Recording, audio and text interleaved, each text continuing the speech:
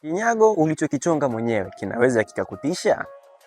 Hilo ni swali ambalo hata wewe pia unapaswa kulijibu, lakini nadhani mimi na wewe majibu haya tutayapata baada ya mechi ya fainali ya kombe la dunia ambayo itakutanisha miamba miwili ya soka. Yaani hapa tunazungumzia timu ya taifa ya Argentina dhidi ya timu ya taifa ya Uhispania. Jambo kubwa sana ambalo linavutia katika mechi hii na linaloshabiana na msemo huu kwamba kinyago ulichokichonga mwenyewe kinaweza kikakutisha ni uwepo wa mchezaji mkongwe Lionel Messi pamoja na mchezaji chipukizi Lamine Yamal katika timu ya taifa ya Hispania, lakini Lionel Messi katika timu ya taifa ya Argentina, ambapo kuna mahusiano ya karibu kati ya Lionel Messi pamoja na Lamine Yamal tangia makuzi yake, kuwepo kwa picha pia mbalimbali zilizosambaa katika mitandao ya kijamii kuonesha kwamba Lionel Messi alishawahi kumuogesha na kupakata pia Lamine Yamal kipindi akiwa mdogo sana. Je, uwepo wa mahusiano haya kwa wachezaji hawa wawili kunaweza kutengeneza mazingira ya timu moja hapo kuweza kulegeza?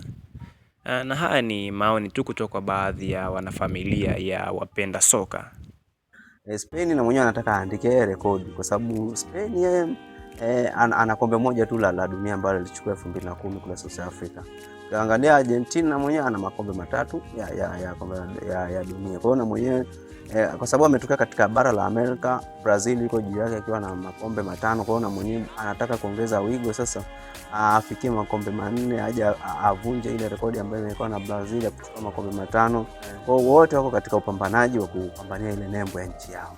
Kuna ile kama mtu ni role model wako, ukikutana naye lazima kuna discipline itakuwepo, lakini kitu kingine lazima ile kama hofu fulani itakuwepo, lakini kwa sababu ni masuala ya nchi, kuna urafiki lakini kuna masuala ya kupambania nchi, hiyo hofu itakuwepo. Lakini kwa Lamine Yamal sidhani kama ataingia na hofu hiyo, so huyu ni role model, hayo tunakutana nje ya uwanja. Kwa hiyo kuhusiana na hilo nadhani kila timu lazima itajiandaa kwa ajili ya kupambania taifa lake.